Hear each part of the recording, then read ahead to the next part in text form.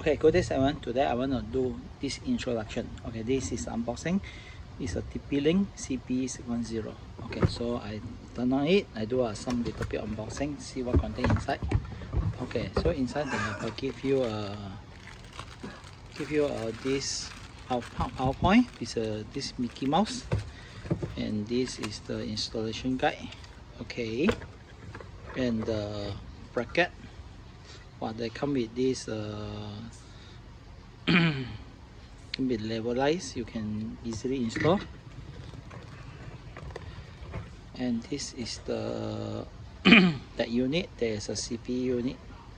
Okay, come with this connector.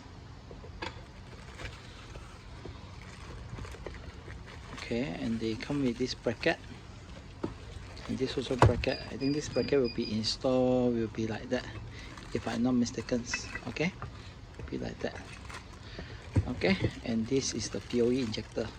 So I think they have a more bottom on the behind. Okay, so this is the bracket we install on the behind there. Okay, it's not behind, I think it's a center. Yes, it's a center. Okay, so that's all for inside. I'm taking it out, so I listing the things. So this is the unit. It's the bracket unit.